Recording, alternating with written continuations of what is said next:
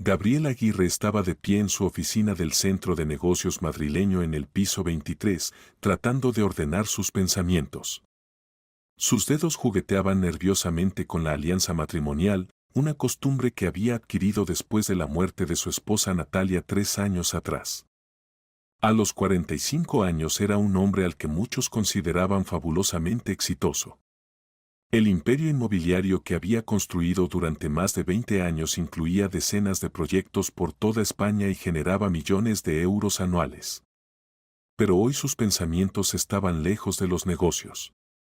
A sus espaldas se escuchó el sonido de tacones sobre el suelo de mármol y Gabriel, sin volverse, supo que era Ana. Su única hija, que había sido su apoyo y sostén todos estos años después de perder a Natalia. Papá, la voz de Ana sonó tensa, sin siquiera saludar. Por favor, dime que esto es algún tipo de broma. Gabriel se volvió lentamente. Ana de 24 años estaba de pie en la puerta de su oficina y su rostro habitualmente sereno expresaba una mezcla de incredulidad y confusión. Era una mujer joven hermosa, alta, esbelta, con cabello castaño y ojos pardos como su madre. Después de graduarse con honores de la Facultad de Economía de la Universidad Complutense de Madrid, trabajaba como analista financiera senior en una de las consultoras más prestigiosas de Madrid.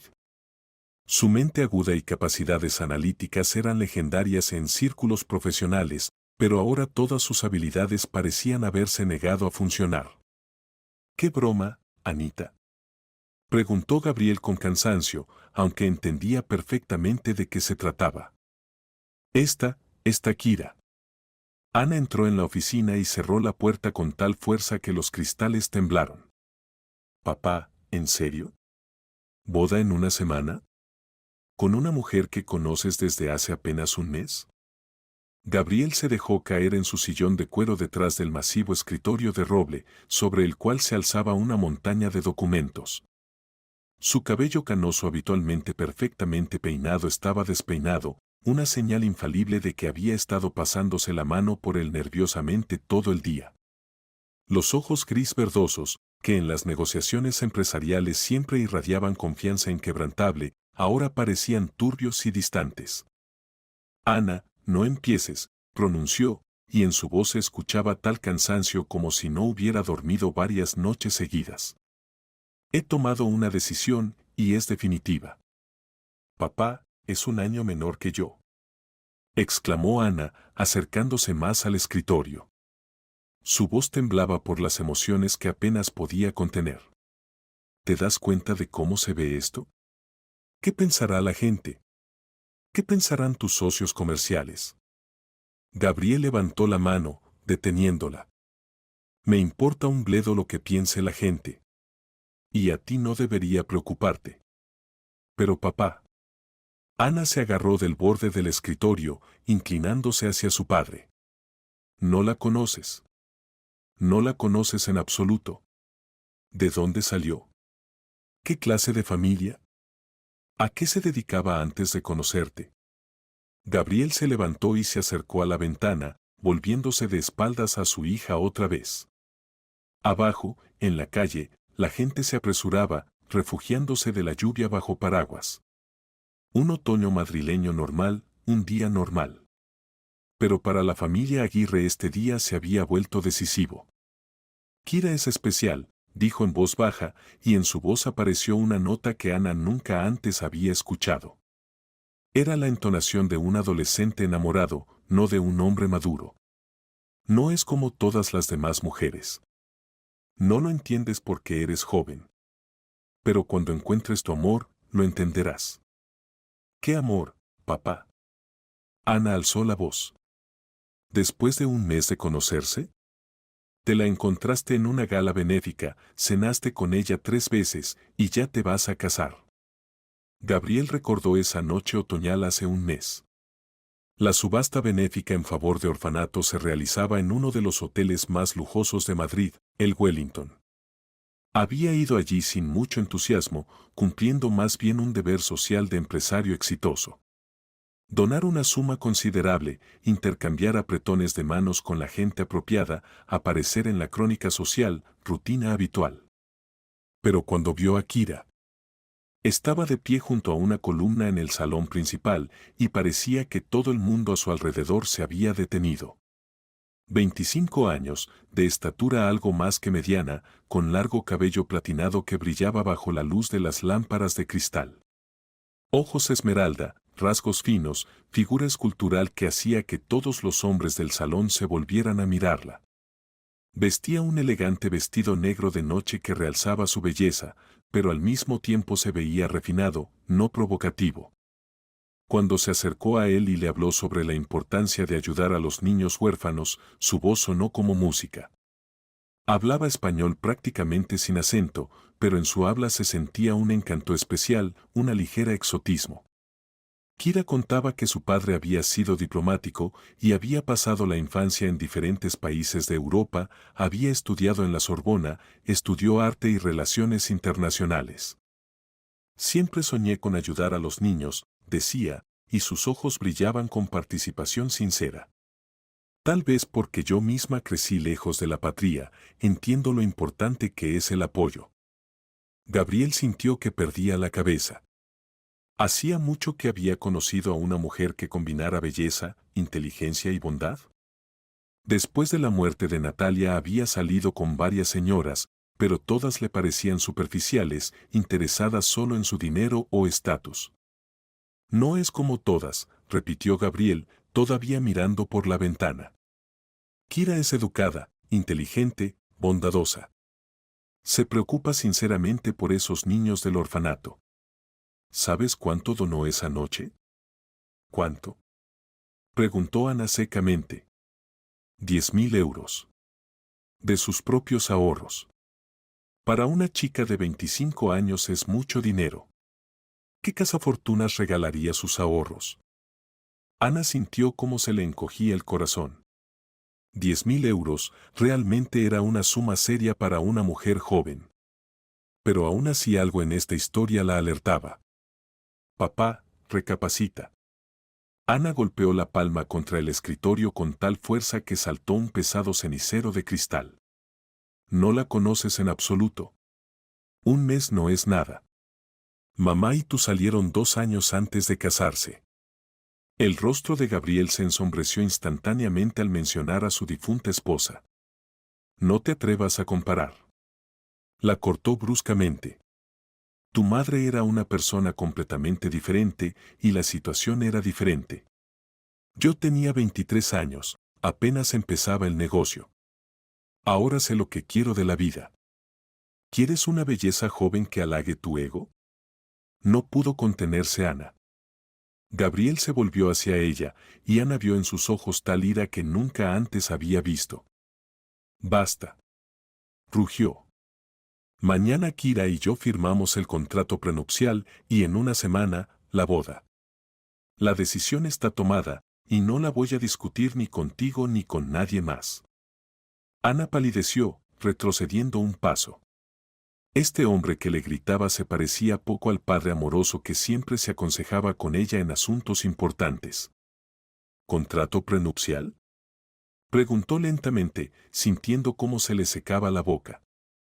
Sí, contrato prenupcial. Mi abogado Constantino Vázquez preparó todo según mis instrucciones. Gabriel se sentó de nuevo en el sillón y comenzó a hojear los documentos en el escritorio, como buscando algo. En caso de divorcio por iniciativa de Kira, ella recibe 2 millones de euros. Si el divorcio es por mi iniciativa, 500.000. Y si se detuvo, si me pasa algo, la mitad de toda la propiedad pasa a ella. Ana sintió como la tierra se movía bajo sus pies. Papá, te has vuelto loco. Susurró. ¿La mitad de la propiedad? Eso es más de 30 millones de euros. ¿A una mujer que conoces desde hace un mes? Yo mismo pedí al abogado incluir esa cláusula, dijo Gabriel firmemente, sin levantar los ojos de los documentos. Quiero estar seguro de que, si me pasa algo, Kira estará asegurada. Se convertirá en mi esposa, y tú la tratarás con respeto. Kira se muda con nosotros mañana. No, papá. Ana se irguió en toda su altura. No voy a vivir en la misma casa con ella. Entonces múdate a tu apartamento, respondió Gabriel fríamente. Tienes un hermoso 2 dormitorios en Gran Vía que te compré. Pero Kira vivirá en nuestra casa, porque pronto será su casa. Ana estaba de pie, conmocionada por la crueldad de su padre. En toda su vida nunca lo había visto así. Gabriel siempre había sido un padre amoroso y cariñoso. Después de la muerte de su madre se habían vuelto aún más cercanos. Él se aconsejaba con ella en asuntos de negocios, compartía planes, pasaban las noches juntos discutiendo libros y películas. Eran un equipo. ¿Y ahora? Está bien, dijo en voz baja, sintiendo cómo las lágrimas se acercaban a sus ojos. Pero cuando te des cuenta de que te equivocaste, no esperes que diga ya te lo dije. Se volvió y se dirigió hacia la puerta, pero se detuvo en el umbral. Papá, te amo. Y precisamente por eso te pido, no hagas esto. Por favor. Ana, la voz de Gabriel se suavizó, lo entenderás. Cuando conozcas mejor a Kira, entenderás que no me equivoqué. Ana negó con la cabeza y salió de la oficina, cerrando cuidadosamente la puerta tras ella. En el pasillo se apoyó contra la pared y suspiró profundamente. ¿Qué estaba pasando con su padre? ¿Realmente el amor podía cambiar tanto a una persona? ¿O había algo más aquí? Una semana después Ana estaba de pie en la espaciosa sala de estar de la casa paterna en Las Rosas, observando cómo Kira, ahora ya Aguirre, se acomodaba como nueva señora de la casa. La boda se había celebrado en un círculo muy íntimo, solo 20 personas. Solo los amigos más cercanos de Gabriel, algunos socios comerciales y colegas de Ana. Del lado de Kira no había ni un solo invitado. No tengo parientes cercanos, explicó con una sonrisa triste. Los padres murieron en un accidente automovilístico hace 9 años, cuando yo tenía 16, y los amigos están dispersos por todo el mundo. Pero eso no importa, lo principal es que encontré una nueva familia. La ceremonia se realizó en uno de los restaurantes más caros de Madrid. Kira estaba deslumbrante en un vestido de novia de Darrowan que costó 30.000 euros, regalo de Gabriel. Él no se separó de ella ni un paso, la miraba enamorado, como un adolescente en su primera cita. Ana estuvo presente en la ceremonia, pero se mantuvo distante. Sonreía cortésmente a los invitados, felicitaba a su padre, pero cada vez que miraba a Kira, sentía una ansiedad inexplicable. Ahora, 3 días después de la boda, Kira inspeccionaba la casa como verdadera señora. Vestía un elegante traje beige de Chanel, el cabello peinado en un peinado impecable, el maquillaje perfecto. Se movía por la casa con la confianza de una persona que se siente como en casa. Ya había logrado cambiar algunos muebles de lugar, colgar nuevos cuadros, reemplazar las flores en los jarrones. Ana, querida, se dirigió a ella Kira, entrando en la sala con una taza de café en la mano. Su voz sonaba suave y melodiosa, con un acento apenas perceptible que era difícil de determinar. Estoy tan contenta de que ahora seamos familia. Sé que para ti esto no es fácil. Ana estudió atentamente a su nueva madrastra. Incluso en casa, en un ambiente informal, Kira se veía impecable. Ni un solo cabello se había salido del peinado, el maquillaje estaba aplicado tan hábilmente que parecía natural. Hablaba en español correcto, pero a veces en su habla se filtraban giros que delataban origen extranjero. Sí, no es fácil, respondió Ana honestamente. Sabes, entiendo lo difícil que es para ti, continuó Kira, acercándose y sentándose en el sillón frente al sofá donde estaba Ana. Perder a la mamá a esa edad y luego ver cómo el padre se casa con otra mujer, además joven. Yo en tu lugar también tendría celos. En sus palabras se sentía tal sinceridad que Ana por un momento titubeó. Tal vez realmente estaba siendo muy prejuiciosa hacia Kira. Tal vez esta mujer sinceramente amaba a su padre. No tengo celos, dijo Ana con cuidado.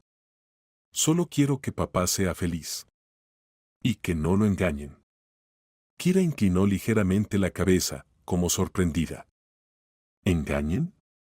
¿En qué sentido? Bueno, Ana se las arregló. Simplemente se casaron muy rápido. Un mes de conocerse es muy poco. ¿Y acaso hay plazos determinados para el amor? Preguntó Kira suavemente. A veces las personas se conocen y enseguida entienden que están hechas una para la otra. Tu padre es un hombre sorprendente. Tal combinación de fuerza, inteligencia y bondad nunca había conocido. ¿Y antes de papá tuviste relaciones serias? Una ligera sombra de sorpresa pasó por el rostro de Kira, pero desapareció tan rápido que Ana pensó que se lo había imaginado. Las tuve, respondió brevemente Kira. Pero terminaron. No todos los hombres están listos para relaciones serias. Y tu padre está listo. Quiere crear una familia, quiere cuidar y ser amado. En ese momento entró Gabriel en la sala con un ramo de rosas en las manos. Radiaba de felicidad, y Ana con dolor en el corazón se dio cuenta de que hacía mucho no lo veía tan alegre. Después de la muerte de su madre él había estado sumergido en el trabajo, raramente sonreía, casi no descansaba.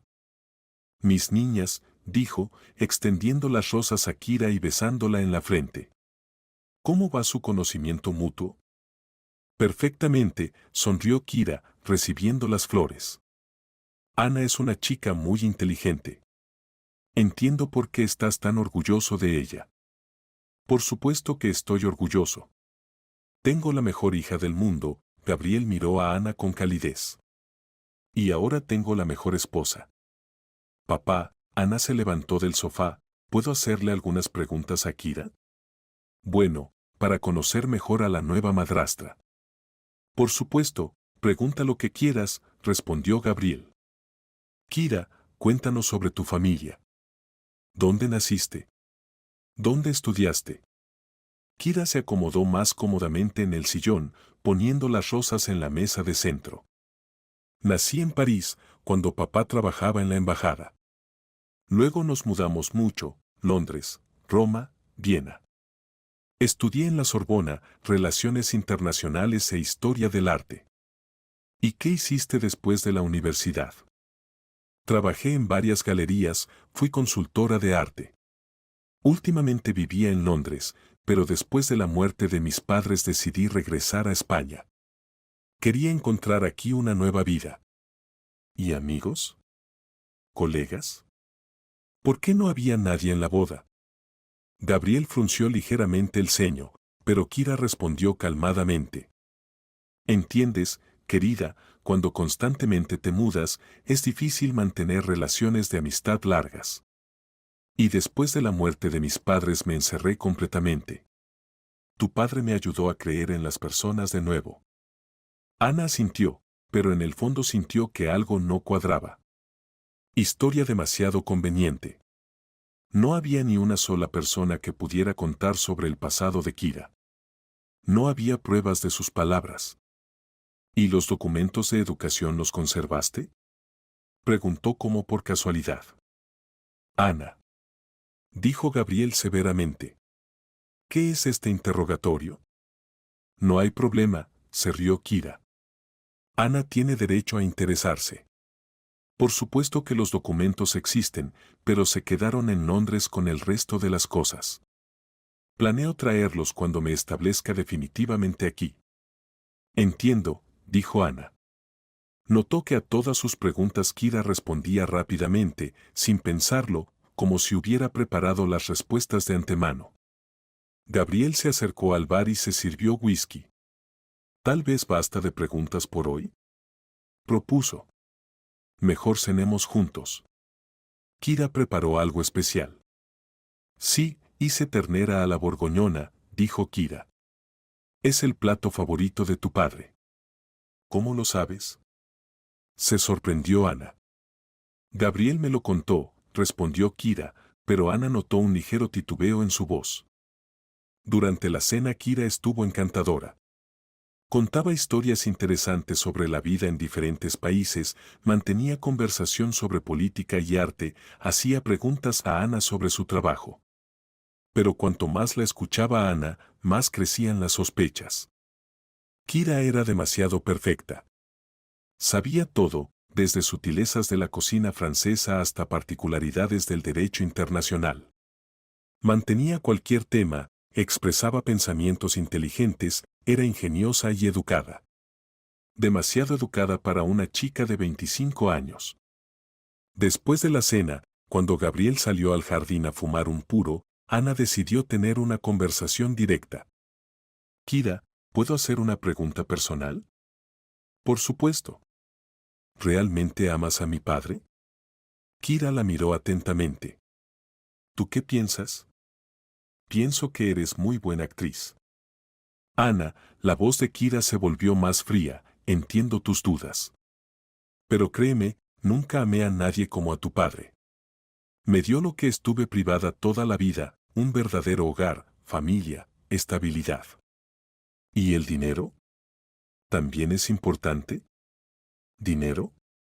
Kira se rió, pero la risa le pareció a Ana poco natural. Querida, tengo mis propios ahorros. No necesito el dinero de tu padre. Entonces, ¿por qué el contrato prenupcial está redactado de manera que en caso de su muerte recibes la mitad del patrimonio? El rostro de Kira se puso serio. Esa fue iniciativa del mismo Gabriel. Dijo que quería estar seguro de mi futuro. Yo incluso objeté, pero él insistió. Qué conmovedor, dijo Ana secamente.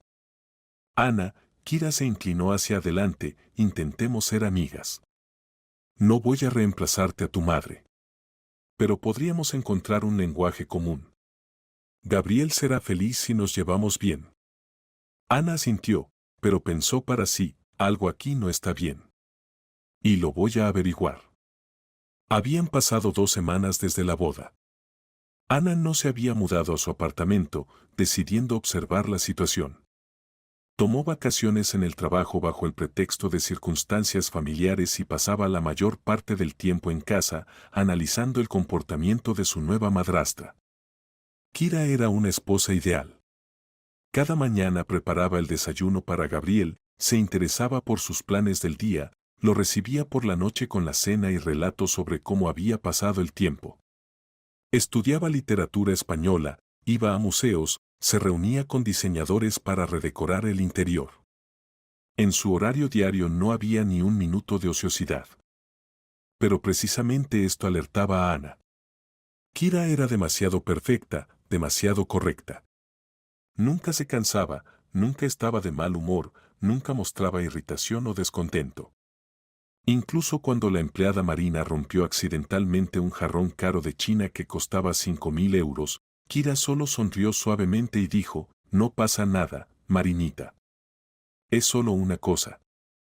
En segundo lugar, su historia tenía demasiados puntos ciegos. Cuando Ana trataba de aclarar detalles de su vida pasada, nombres de galerías donde trabajó, nombres de colegas, amigos universitarios, Kira hábilmente dirigía la conversación hacia otro tema. ¿Y recuerdas ese cuadro impresionista que ayudaste a vender en Londres? ¿Cómo se llamaba? Preguntó Ana durante el desayuno. Ah, querida, fueron tantos. Se rió Kira. Por cierto, ¿sabías que tu padre tiene un conocimiento excelente del arte? Ayer discutimos durante 2 horas la obra de Kandinsky. En tercer lugar, Kira no tenía objetos personales que hablaran de su pasado. Ninguna fotografía vieja, diplomas, regalos conmemorativos. Todo lo que trajo fueron 3 maletas con ropa y cosméticos. ¿Y las fotografías de los padres? Preguntó Ana una vez. Es muy doloroso mirarlas, respondió Kira con una sonrisa triste. Las guardé. Tal vez con el tiempo. El miércoles por la noche, cuando Gabriel se retrasó en el trabajo para una reunión con inversionistas de Alemania, Ana escuchó cómo Kira hablaba por teléfono en el jardín. La voz era baja, pero las entonaciones le parecieron a Ana desconocidas. Se acercó a la ventana y vio cómo Kira caminaba por el sendero entre los rosales, presionando el teléfono contra su oído. Ana entreabrió la ventana para escuchar mejor, pero solo pudo distinguir palabras sueltas. Kira hablaba en francés, y algo en su tono le pareció a Ana sospechoso. Hablaba rápido y en voz baja, constantemente mirando hacia la casa. Después de unos minutos Kira terminó la conversación y entró a la casa. Ana reflexionó. Si Kira realmente había vivido mucho tiempo en Francia, era natural que tuviera amigos allí. Pero ¿por qué era tan reservada? A la mañana siguiente durante el desayuno Ana decidió probar sus sospechas. Kira, dijo, untando miel en la tostada, ¿mantienes contacto con amigos de Francia? Kira se detuvo por un momento, pero rápidamente se controló. Sí, por supuesto. A veces nos llamamos. Pero ¿sabes cómo es? La vida dispersa a las personas en diferentes direcciones. ¿Y en qué idioma hablas con ellos? Continuó Ana. En francés, por supuesto, sonrió Kira. Aunque muchos hablan bien inglés. Pero me siento más cómoda en el idioma natal. ¿Natal? Preguntó Ana. Pensé que tu idioma natal era el español. Bueno, me refería al idioma en el que pasé más tiempo en la infancia, se corrigió Kira. Gabriel levantó la cabeza del periódico. Mi esposa es políglota, dijo con orgullo. Ana notó cómo Kira se tensó ligeramente ante estas palabras. Bueno, no soy completamente políglota, respondió modestamente. Simplemente la vida me obligó a estudiar idiomas. Después del desayuno Ana decidió realizar una pequeña investigación. Se contactó con Jorge Serrano, socio comercial de su padre. Jorge era un hombre inteligente y perspicaz de 35 años que a menudo ayudaba a Gabriel en situaciones difíciles. Jorge, soy Ana, dijo cuando él contestó el teléfono. Ana. ¿Cómo estás? ¿Cómo va con la nueva madrastra? En la voz de Jorge se sentía ironía. Precisamente por eso llamo. ¿Podemos encontrarnos? Necesito un consejo. Por supuesto. Ven a la oficina o nos encontramos en un café. Mejor en un café. No quiero que papá sepa de nuestra conversación. Acordaron encontrarse en un pequeño café cerca del centro.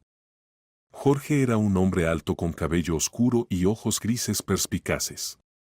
Dirigía el departamento de desarrollo en la empresa de Gabriel y gozaba de su completa confianza. Te ves preocupada, dijo cuando se acomodaron en una mesa en el rincón. Jorge, dime honestamente, ¿qué piensas de Kira? Jorge calló, revolviendo el café. ¿Quieres honestamente? Es demasiado ideal. La vi en la boda, y tuve la impresión de que está actuando un papel. Exactamente, exclamó Ana. Pensé que era solo mi prejuicio. No, no solo tuyo. Tu padre está cegado por su belleza, pero para mí se ve como una actriz hábil. ¿Qué hacemos?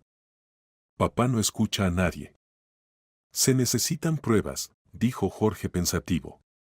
Hasta ahora solo tenemos sospechas. ¿Y puedes averiguar sobre su pasado? ¿Tienes contactos en Europa? Puedo intentar.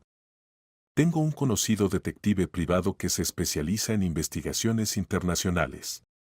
Pero llevará tiempo. Acordaron que Ana observaría más atentamente a Kira y Jorge intentaría verificar su historia a través de sus canales. Mientras tanto Ana continuaba estudiando el comportamiento de su madrastra. El jueves por la noche notó un detalle extraño. Kira estaba sentada en la sala con una revista, pero no la leía, simplemente hojeaba las páginas, de vez en cuando mirando nerviosamente el reloj. Parecía que esperaba algo. Alrededor de las 10 sonó el teléfono. Kira rápidamente tomó el auricular y, asegurándose de que Gabriel estaba en su estudio, salió al jardín. Esta vez Ana estaba preparada. Bajó silenciosamente al primer piso y se escondió detrás de las cortinas en la sala, desde donde se veía la terraza. Kira estaba de pie junto a la fuente y hablaba en francés. Su voz sonaba tensa y constantemente miraba hacia la casa. Ana pudo distinguir solo palabras sueltas de su curso universitario de francés: argent, dinero, plan, bientôt, pronto. Pero lo principal que la sorprendió, la entonación de Kira. Hablaba con alguien muy cercano, la voz era tierna, íntima. Mon chéri, mi querido, claramente dirigiéndose a un amante. La conversación duró unos 15 minutos.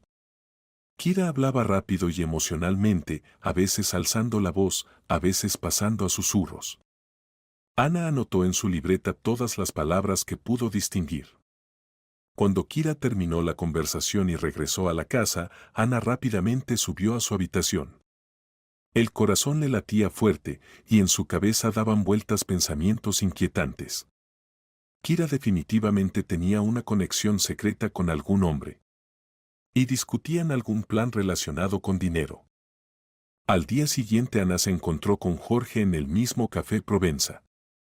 Esta vez trajo sus notas y exigía ayuda con la traducción. Mi francés no es muy bueno, pero estoy segura de que discutían algo relacionado con dinero y algún plan, dijo, pasándole la libreta a Jorge. Jorge estudió atentamente sus notas. Mi francés tampoco es perfecto, pero algunas palabras son claras. Argent, dinero, plan, bientôt, pronto. Realmente sospechoso. Y además ella decía mon chéri, mi querido. Eso claramente no es una conversación amistosa.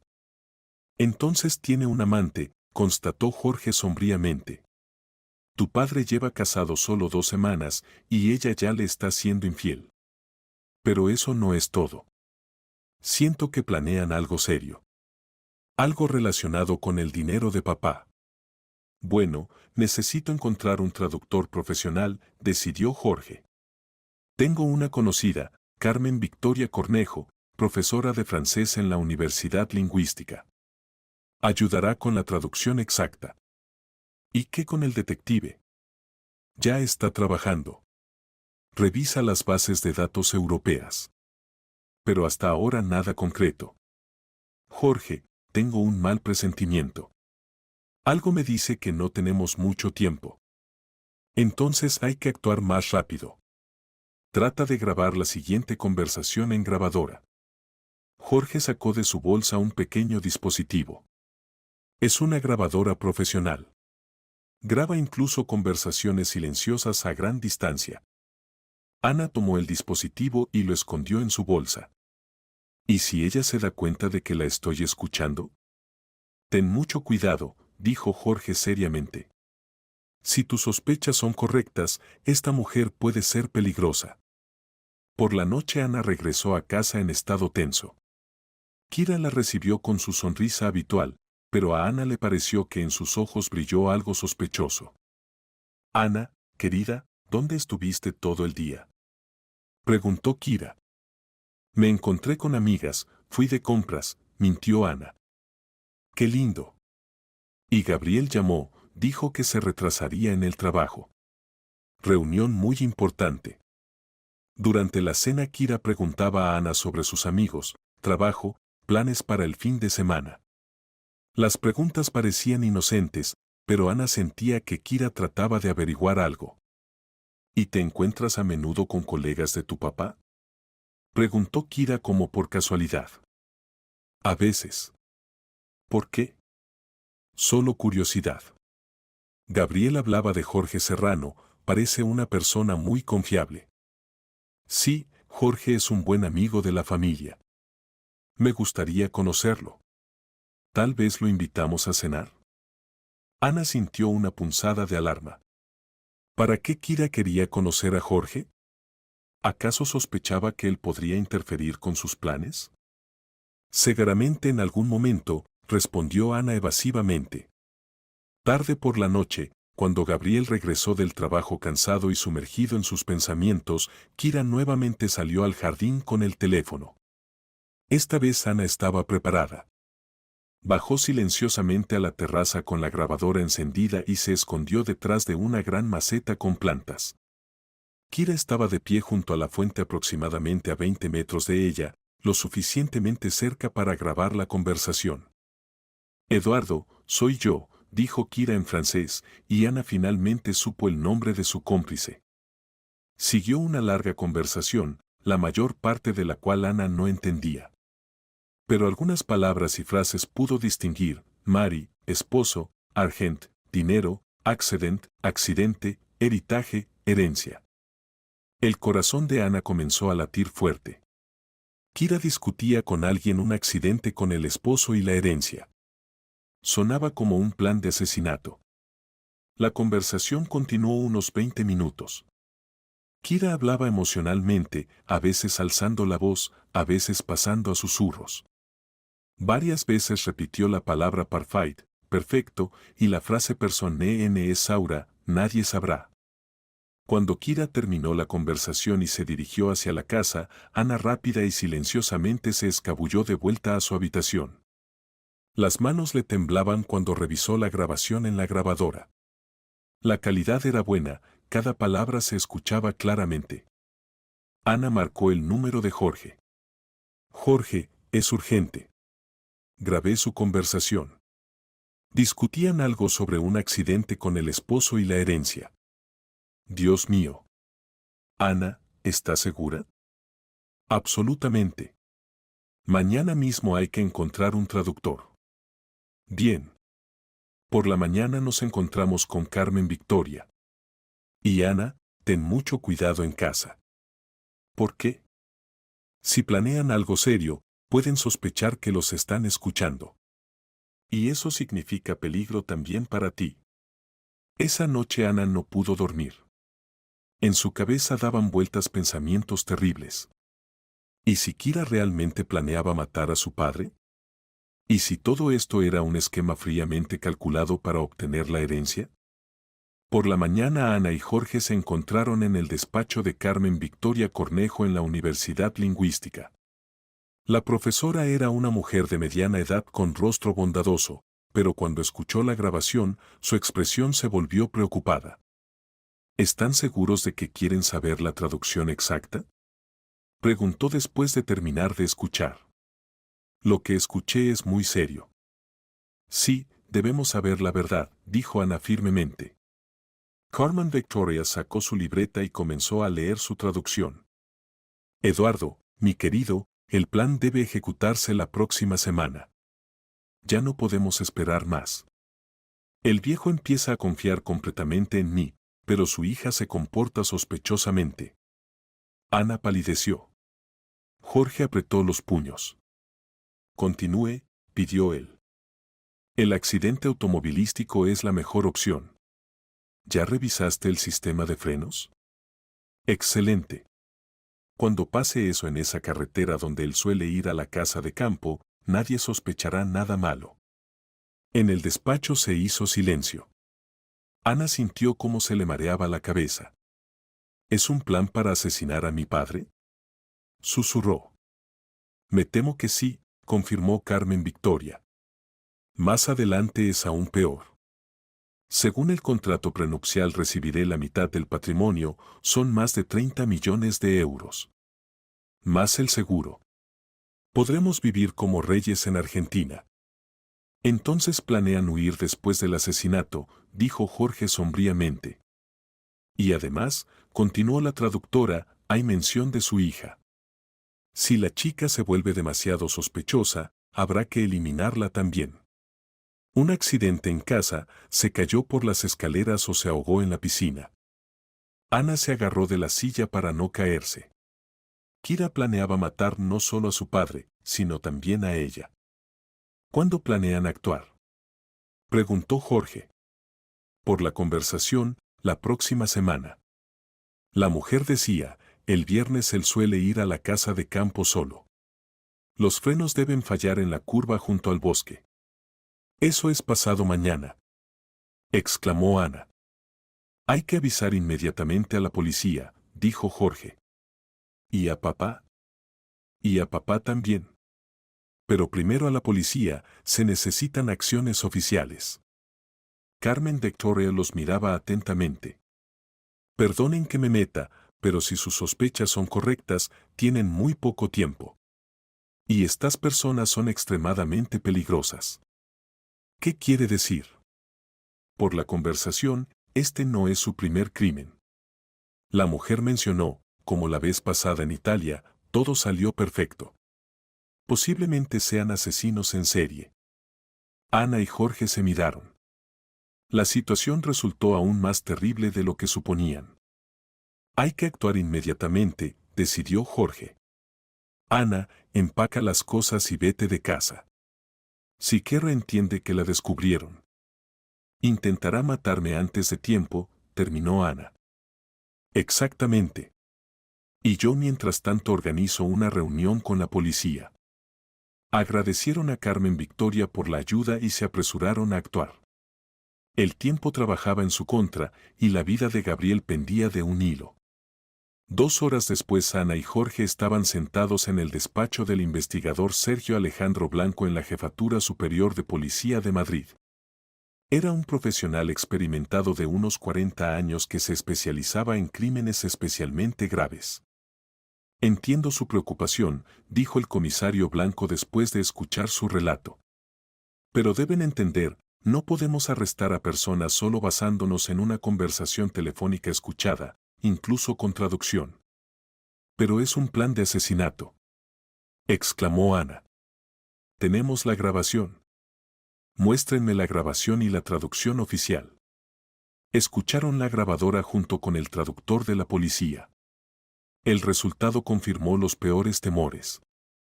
Realmente muy serio, reconoció Blanco. Aquí se describe claramente un plan de asesinato con indicación del método, tiempo y motivo. Más la mención de crímenes anteriores. Entonces arréstenlos inmediatamente, exigió Ana. No todo es tan simple. Primero, hay que establecer la identidad de este Eduardo y encontrarlo. Segundo, se necesitan pruebas adicionales, testimonios de testigos, evidencia material. ¿Y si no llegamos a tiempo? ¿Si matan a mi padre? No lo matarán, declaró firmemente el investigador. Tomaremos medidas preventivas inmediatamente. Blanco explicó el plan de la operación. Primero revisarían secretamente el automóvil de Gabriel en busca de daños. Si el sistema de frenos ya estaba dañado, sería prueba directa.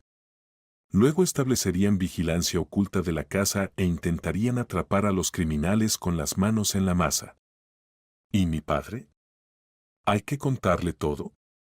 Obligatoriamente, pero con cuidado. No se puede permitir que Kira sospeche algo. ¿Y si ya cambiaron los planes? Preguntó Jorge. Entonces actuaremos según las circunstancias. Lo principal es no dejarlos escapar.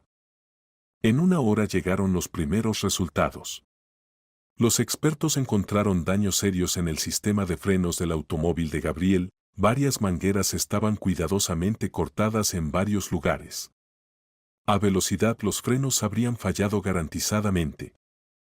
Ahora tenemos prueba directa de intento de asesinato, dijo Blanco. Podemos actuar oficialmente. Entonces ya comenzaron a ejecutar su plan. Se horrorizó Ana. Parece que sí. Bien que lo descubrimos a tiempo. Gabriel fue llamado urgentemente a la jefatura supuestamente para dar testimonio en otro caso. Cuando le mostraron las fotografías de los frenos dañados de su coche y le contaron sobre la grabación de la conversación de su esposa, al principio se negó a creer. Es imposible, repetía, negando con la cabeza. Kira no puede planear mi asesinato. Ella me ama. Mire el peritaje de su automóvil, insistía el investigador. Los frenos están dañados profesionalmente. Esto no es casualidad. Gabriel estudió las fotos, y su rostro gradualmente cambió de expresión, de incredulidad a horror y luego a ira. ¿Entonces ella realmente quería matarme? Me temo que sí. Y no solo a usted. En la grabación hay amenazas hacia su hija. Gabriel miró a Ana, y en sus ojos había lágrimas. Anita, perdóname. Fui tan ciego. ¿Cómo pude no escucharte? Papá, lo principal es que ahora sabemos la verdad, respondió Ana, abrazando a su padre. ¿Y estás vivo? ¿Qué pasará ahora? Preguntó Gabriel. Ahora organizaremos una operación para detener a los criminales, explicó Blanco. Usted debe regresar a casa y comportarse como siempre. Estableceremos vigilancia oculta y esperaremos hasta que intenten completar su plan. ¿Y si entienden que los descubrieron? Entonces intentarán escapar. Pero estaremos preparados. La operación fue planeada para la noche. La casa de los Aguirre debía convertirse en una trampa para los asesinos.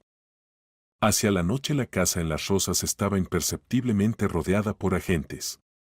Cámaras y micrófonos ocultos fueron instalados en el jardín y algunas habitaciones. Ana se quedó en la jefatura bajo protección policial y Gabriel regresó a casa para no despertar sospechas en Kira. Querido, ¿cómo están las cosas? Lo recibió Kira con su sonrisa habitual. ¿Te ves cansado? Sí, día difícil. Muchos problemas en el trabajo, respondió Gabriel, tratando de hablar naturalmente. ¿Y dónde está Ana? No ha estado en casa 2 días. Se fue donde una amiga. Recuerda que se pelearon. Qué pena, dijo Kira, y en su voz se escuchaba alivio. Espero que regrese pronto. Durante la cena Kira fue especialmente cariñosa y atenta. Preguntaba sobre los asuntos, masajeaba los hombros a Gabriel, proponía ver una película juntos. Pero Gabriel notaba cómo periódicamente miraba el reloj. ¿Esperas algo?, preguntó él.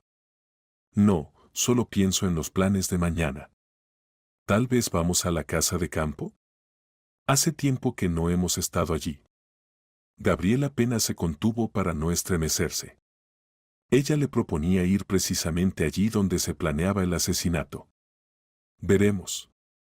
Mañana tengo mucho trabajo. Como quieras, querido. Alrededor de las 11 de la noche Kira, como siempre, salió al jardín con el teléfono. Esta vez su conversación fue grabada por equipos profesionales de la policía. Eduardo, querido, dijo en francés. Mañana todo debe estar listo. Él no sospecha nada. Se calló, escuchando al interlocutor. ¿Qué significa algo no está bien? ¿Cómo que los frenos fueron reparados? La voz de Kira se volvió tensa y furiosa. ¿Quién pudo revisarlos? Esto es muy sospechoso. No, no cancelamos nada. Simplemente cambiamos el plan.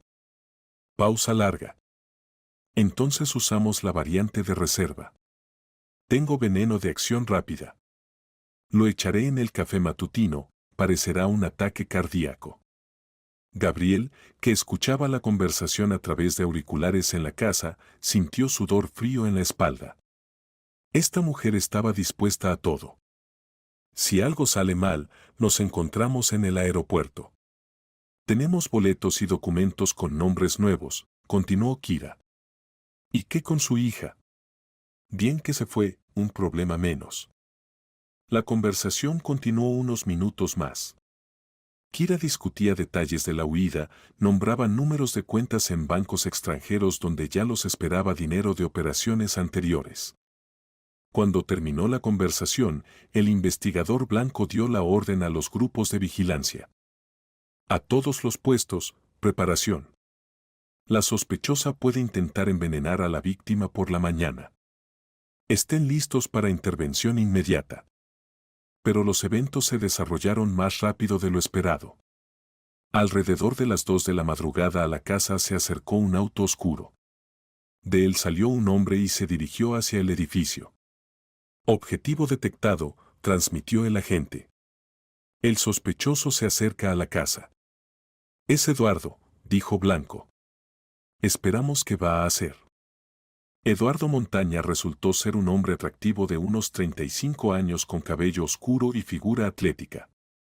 Se movía con confianza, evidentemente teniendo experiencia en acciones similares. Llevaba consigo una bolsa con algunos objetos. En lugar de ir al garaje como se esperaba, se dirigió a la entrada principal. Tenía una llave. Está entrando a la casa, informó el observador. A todos los grupos, prepararse para el asalto, ordenó Blanco. A través de las ventanas se veía cómo Eduardo subía al segundo piso donde estaba el dormitorio de Gabriel y Kira.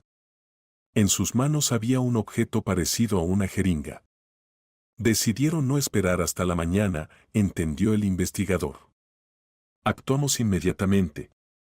La casa instantáneamente se iluminó con reflectores.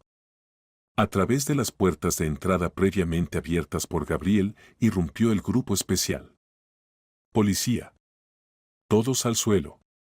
Manos detrás de la cabeza. Eduardo intentó saltar por la ventana del dormitorio, pero fue inmediatamente detenido por el grupo que esperaba afuera. En él encontraron una jeringa con veneno y documentos falsos. Kira estaba sentada en la cama, fingiendo que se había despertado por el ruido. ¿Qué está pasando?, gritó. Gabriel, ¿qué son estas personas?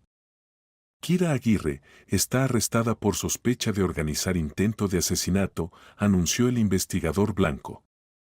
¿De qué hablan? ¿Es algún malentendido? Tenemos grabaciones de sus conversaciones telefónicas y evidencia material, respondió Blanco calmadamente. Y su cómplice fue detenido con veneno en las manos. No conozco a esta persona. Entró a la casa para robarnos. Entonces explique de dónde tiene las llaves de su casa. ¿Y por qué hace media hora discutía con él el plan de asesinato de su esposo?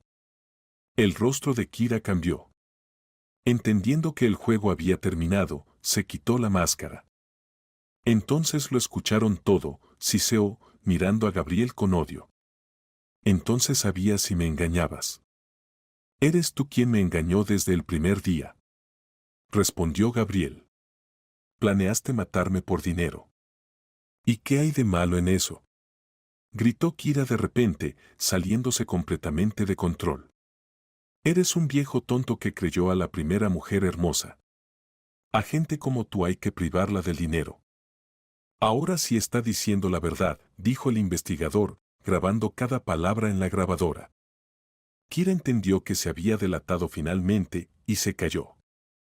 En el centro de detención temporal Kira y Eduardo estaban en celdas diferentes. Al principio ambos se negaron a dar testimonio, pero cuando les presentaron pruebas irrefutables, grabaciones de conversaciones, frenos dañados, veneno, entendieron que negar era inútil. Eduardo habló primero con ayuda de un traductor. Como resultó, su nombre completo era Eduardo Enrique Montaña, ciudadano francés, previamente condenado por estafa y extorsión en varios países europeos. Conocí a Clara hace 3 años en Marsella, contaba al investigador. Yo acababa de salir de la cárcel después de cumplir condena por estafa, ella también tenía problemas con la ley. Decidimos unirnos. ¿Clara? Pero se llama Kira. Clara Dubois es su verdadero nombre. Kira es uno de muchos seudónimos. ¿A qué actividad se dedicaban? Nos especializábamos en hombres ricos solitarios de mediana edad. Clara se ganaba su confianza, se casaba o se convertía en amante, y luego los robábamos. ¿Y mataban? Eduardo calló, sopesando las palabras. No siempre. Si la suma era pequeña, simplemente desaparecíamos con el dinero. Pero cuando se trataba de millones. O sea que Gabriel Aguirre no fue la primera víctima. No. En 5 años fueron 7 clientes. En Italia, Alemania, Suiza. Gabriel debía ser el octavo y el más rentable. ¿Cómo elegían a las víctimas? Clara estudiaba listas de los solteros más ricos de Europa. Buscábamos hombres después de divorcio o pérdida de esposa, emocionalmente vulnerables, confiados. Gabriel Aguirre encajaba idealmente en los criterios. Los testimonios de Kira, más precisamente, Clara, fueron aún más cínicos. Como resultó, había nacido en una familia de pequeños criminales en los suburbios de Marsella y desde la infancia se preparó para la vida de estafadora. Nunca tuve una infancia normal, contaba con calma fría. Los padres eran drogadictos, constantemente faltaba dinero. Entendí que la belleza y habilidades actorales eran la única forma de salir de la pobreza. ¿Y decidió usarlas para engaño y asesinatos? Las usé para sobrevivir. En este mundo cada uno por sí mismo. Los hombres son criaturas estúpidas, dispuestas a dar todo por una cara bonita y palabras correctas. Cuénteme sobre la preparación para la operación con Gabriel Aguirre. Pasé 3 meses estudiando su personalidad. Leí entrevistas, estudié fotografías, averigüé el círculo de comunicación. Sabía que estaría en esa gala benéfica. ¿Y vinieron allí especialmente? Por supuesto.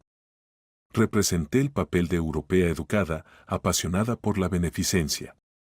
Doné 10.000 euros, era dinero de la operación anterior en Alemania. ¿Y la historia sobre el padre diplomático, educación en la Sorbona? Invención completa. Mi padre vendía drogas, la madre se ganaba la vida con prostitución. La educación la recibí en una escuela local para adolescentes problemáticos. ¿Cómo se planeaba el asesinato? Eduardo debía dañar los frenos del auto para que fallaran en el camino a la casa de campo. Accidente automovilístico ordinario, ninguna sospecha. Yo recibía la herencia y en un mes desaparecía. ¿Y qué con la hija de Aguirre? Si no hubiera interferido, la habríamos dejado viva. Pero la chica resultó demasiado sospechosa. Habría tenido que eliminarla también. ¿De qué manera? Accidente en casa. Cada nueva confesión era un golpe para Gabriel. La mujer que consideraba el amor de toda su vida resultó ser una asesina a sangre fría para quien la vida humana no significaba nada. En el curso de la investigación se revelaron detalles aún más escalofriantes. La pareja tenía múltiples documentos falsos, cuentas en bancos de diferentes países, esquema cuidadosamente elaborado de lavado de dinero. ¿Después del asesinato de Aguirre, qué planeaban hacer?, preguntó el investigador. 2 semanas después del funeral habríamos volado a Argentina con nuevos documentos. Allí ya estaban preparados casa, cuentas bancarias, nuevas identidades. ¿Tenían otros cómplices? No, trabajábamos solo de a 2. Menos gente, menos riesgos. ¿Y las víctimas anteriores? En Italia, Marco Rosselli, dueño de cadena de restaurantes. Murió de ataque cardíaco después de que me legara en testamento. En Alemania, Klaus Müller, industrial. Accidente automovilístico en la autopista. En Suiza. La lista de víctimas era larga. La Interpol Europea ya había comenzado investigación de muertes relacionadas con ellos. ¿No sentía remordimiento de conciencia?, preguntó el investigador a Clara. ¿Por qué? ¿Por liberar al mundo de viejos ingenuos con dinero sobrante? ¿Por matar personas que les confiaban? La confianza es un lujo que solo pueden permitirse los ricos. Nosotros simplemente redistribuíamos recursos más justamente. Este cinismo asombraba incluso a investigadores curtidos. El juicio contra Clara Dubois, Kira Aguirre y Eduardo Enrique Montaña comenzó 8 meses después de su arresto. Para ese tiempo la investigación estableció su participación en 6 asesinatos en 4 países de Europa.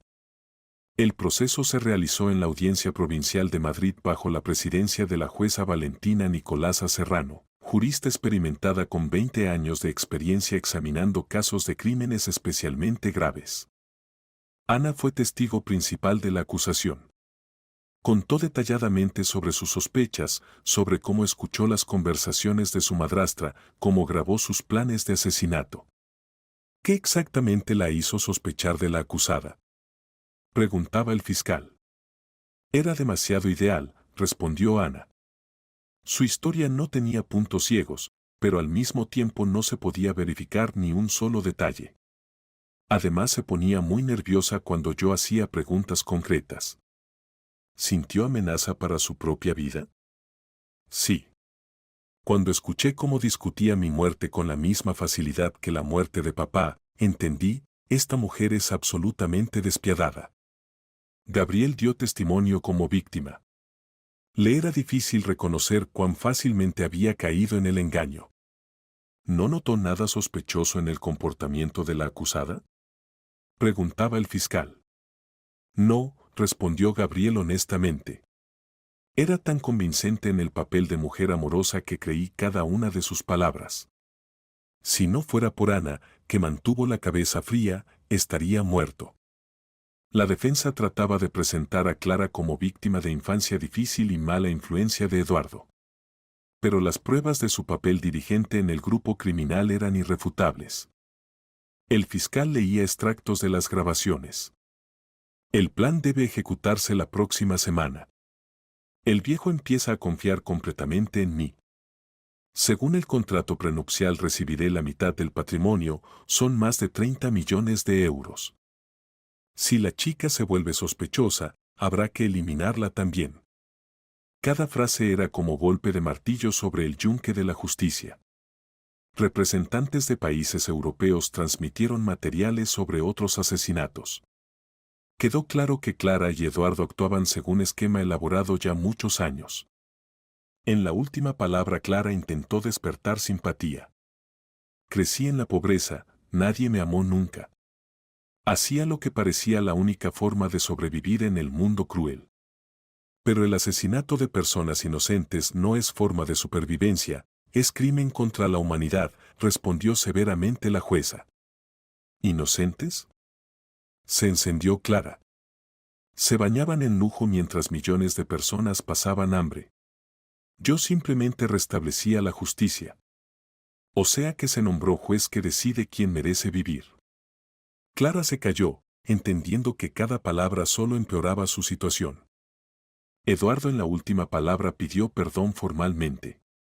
Entiendo la gravedad de mis crímenes y estoy listo para asumir responsabilidad. Pido al tribunal considerar mi cooperación con la investigación. Pero su arrepentimiento se veía poco sincero, intento de obtener sentencia más suave. El veredicto del tribunal fue severo y justo. Clara Dubois recibió 25 años de prisión en centro penitenciario de máxima seguridad. Eduardo Enrique Montaña, 27 años por el conjunto de crímenes considerando su papel organizador. Además, fueron obligados a compensar el daño a las familias de todas las víctimas por suma total de más de 20 millones de euros. Sus activos en bancos europeos fueron arrestados y transferidos al Fondo de Compensaciones. La justicia ha triunfado, declaró el fiscal después del anuncio de la sentencia. Estas personas nunca más podrán causar daño a nadie. Después del juicio, Gabriel tardó mucho en recuperarse. La traición de Clara le causó un trauma psicológico grave. Dejó de confiar en las personas, evitaba conocidos nuevos, se sumergió completamente en el trabajo. Papá, no puedes vivir así, le decía Ana. No todas las personas son como esa mujer. ¿Cómo puedo saberlo? Respondía Gabriel. Estaba seguro de que ella me amaba. ¿Cómo puedo confiar en alguien después de esto? La ayuda vino de Jorge Serrano, quien tomó parte de la gestión de la empresa y gradualmente atraía a Gabriel de vuelta a la actividad activa. Gabriel, tenemos una propuesta de proyecto grande en Barcelona, le informó. Pero los inversionistas quieren encontrarse personalmente contigo. Que se encuentren contigo. Tú decidirás todo. No, la empresa lleva tu nombre. Sin ti este contrato no se firmará. Gradualmente el trabajo ayudaba a Gabriel a distraerse de los recuerdos pesados. Y la cercanía con su hija, que literalmente le salvó la vida, se convirtió en fuente de nuevas fuerzas. Un año después del juicio, Gabriel tomó una decisión importante.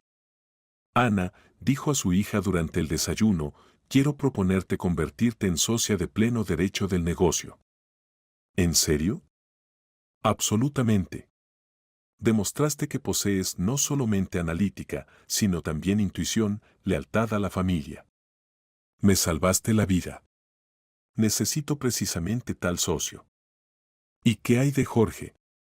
Jorge está de acuerdo. Discutimos la posibilidad de crear asociación igualitaria entre los tres.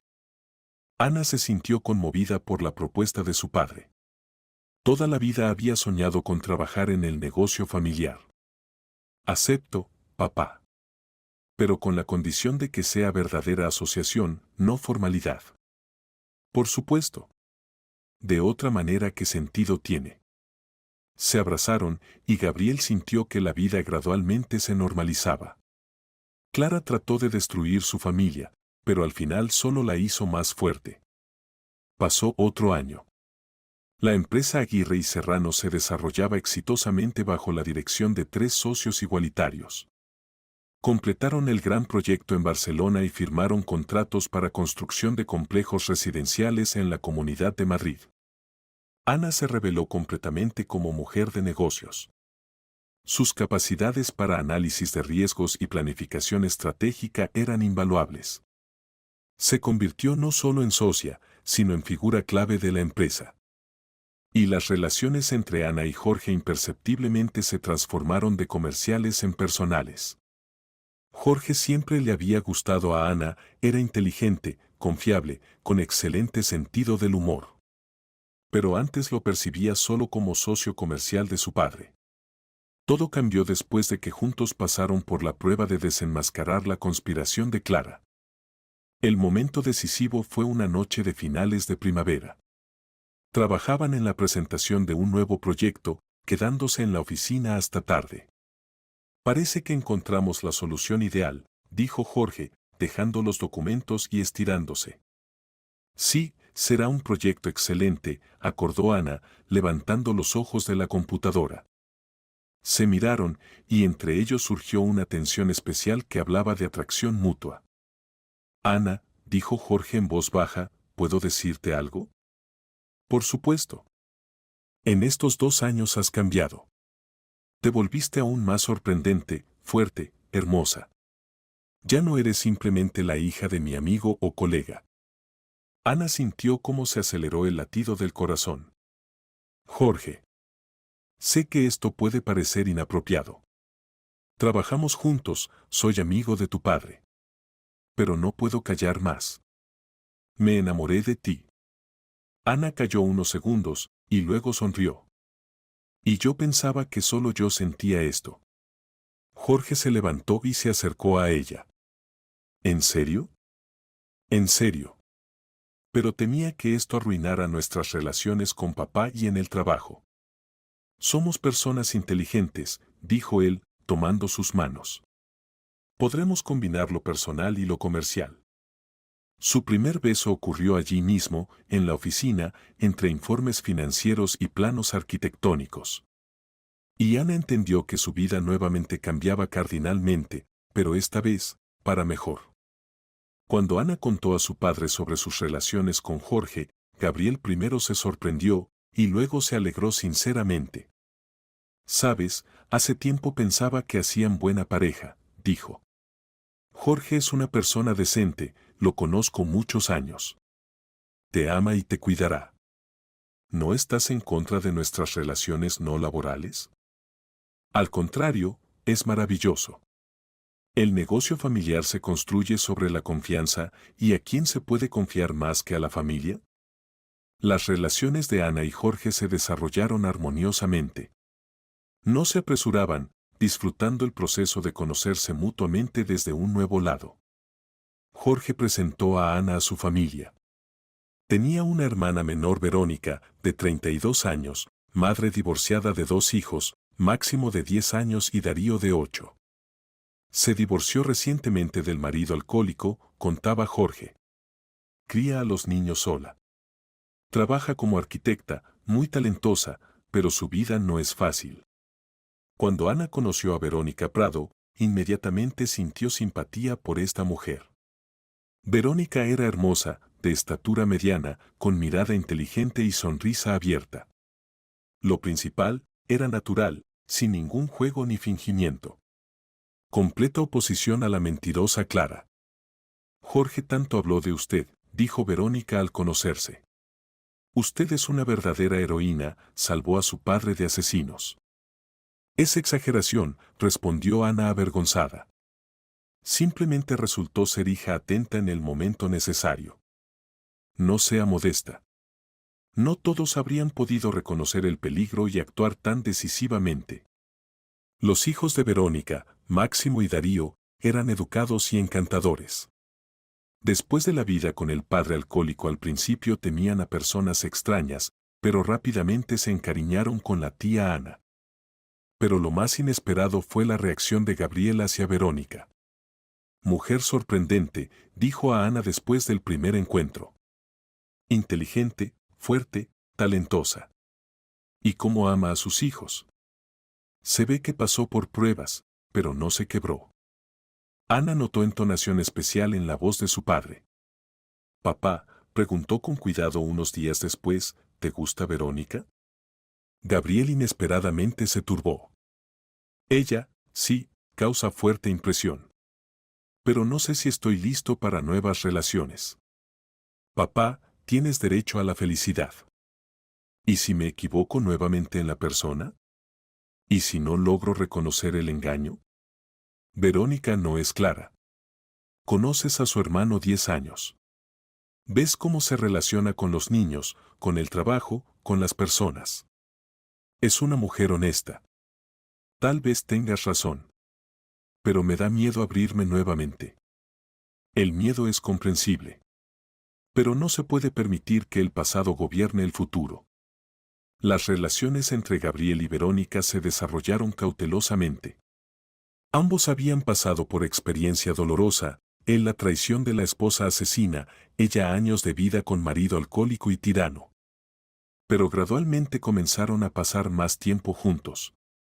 Gabriel ayudaba a Verónica con proyectos arquitectónicos, usando conexiones en el negocio de construcción. Verónica lo ayudaba a restaurar la fe en la sinceridad de sentimientos humanos. Máximo y Darío amaron al tío Gabriel desde el primer día. Era paciente y bondadoso, los llevaba al zoológico y teatros, ayudaba con las tareas. Después de largos años de miedo al padre tirano finalmente vieron cómo puede ser un verdadero hombre. Mamá, ¿al tío Gabriel le gustas mucho? Preguntó una vez Darío. Hijo, no apresures los eventos, respondió suavemente Verónica. El tío Gabriel es nuestro buen amigo. Pero en sus ojos al decir estas palabras aparecía calidez especial. Después de año y medio de relaciones, Jorge le propuso matrimonio a Ana. Esto ocurrió durante su viaje de negocios a Barcelona. Paseaban por el paseo marítimo al atardecer cuando Jorge se detuvo junto al puerto olímpico. Ana, dijo, arrodillándose directamente sobre las baldosas de granito, ¿quieres ser mi esposa? Sacó una cajita con anillo, oro blanco refinado con diamante en talla clásica. Ana estaba tan emocionada que no podía hablar. Solo asintió, y Jorge le puso el anillo en el dedo. Sí, finalmente pronunció entre lágrimas de alegría. Cuando regresaron a Madrid y anunciaron el compromiso, Gabriel fue sinceramente feliz. Y 2 meses después él mismo tomó una decisión fatídica. Esto ocurrió durante una cena familiar en casa de Verónica. Los niños ya dormían y ellos estaban sentados en la cocina tomando té. Verónica, dijo de repente Gabriel, quiero hacerte una propuesta. Verónica se quedó inmóvil con la taza en las manos. Gabriel. Pensé mucho sobre esto. Después de Clara temía nuevas relaciones. Pero contigo me siento seguro. Eres verdadera, honesta, bondadosa. ¿Y los niños? ¿Estás listo para ser su padrastro? Más que listo. Máximo y Darío son niños maravillosos. Los amaré como propios. ¿Y qué dirá Ana? Ana será feliz de verme con una buena mujer. Verónica puso la taza y lo miró a los ojos. ¿Estás seguro? ¿Completamente seguro? Como nunca en la vida. Te amo con amor real, adulto. No pasión que ciega, sino sentimiento profundo basado en respeto y confianza. Entonces sí, sonrió. Sí, me casaré contigo. Decidieron celebrar las bodas simultáneamente, esto propuso Ana. ¿Por qué no hacer ceremonia doble? Dijo. Será simbólico, nuevo comienzo para toda la familia después de las pruebas vividas. La celebración fue programada para principios de septiembre en el Club Campestre La Finca en las afueras de Madrid. Era completa oposición a la primera boda de Gabriel con Clara, honesta, alegre, rodeada de amor sincero. Ana eligió vestido blanco clásico con corpiño de encaje. Verónica, elegante vestido color crema de corte estricto. Jorge y Gabriel llevaban smokines negros idénticos. En la ceremonia estuvieron presentes todos los amigos cercanos, socios comerciales, colegas. La atmósfera era cálida y alegre. Hoy no solo estamos contrayendo matrimonios, dijo Gabriel en su discurso, estamos creando una nueva gran familia. Familia que pasó por pruebas y solo se hizo más fuerte. Entendimos que la familia, añadió Jorge, son personas que se aman y están listas para protegerse mutuamente. Después de la parte oficial hubo banquete con bailes y felicitaciones. Gabriel bailaba con Verónica vals lento y pensaba en lo sorprendentemente que puede cambiar la vida. 3 años atrás casi se convirtió en víctima de asesina a sangre fría. Y ahora era esposo feliz y padrastro, rodeado de familia amorosa. 1 año después de la boda doble la familia era más feliz que nunca. La empresa prosperaba, Verónica abrió su propia oficina de arquitectura que colaboraba exitosamente con el negocio familiar. Máximo y Darío oficialmente llevaban el apellido Aguirre después de la adopción. Estudiaban excelentemente, practicaban deportes y consideraban a Gabriel padre verdadero. En un día primaveral Ana anunció a la familia una noticia alegre. Jorge y yo esperamos un bebé. Gabriel estaba encantado con la perspectiva de convertirse en abuelo. Verónica se alegraba de que sus hijos tendrían un hermanito o hermanita pequeña. Máximo y Darío discutían emocionados cómo ayudarían con el bebé.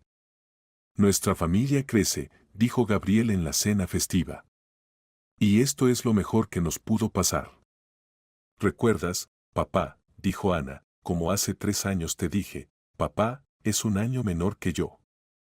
Y cuando te des cuenta de tu error, no esperes que diga, ya te lo dije. Recuerdo, se rió Gabriel. Pues nunca dije esas palabras. Porque tú mismo entendiste todo y lo corregiste. Y nos volvimos solo más felices y fuertes.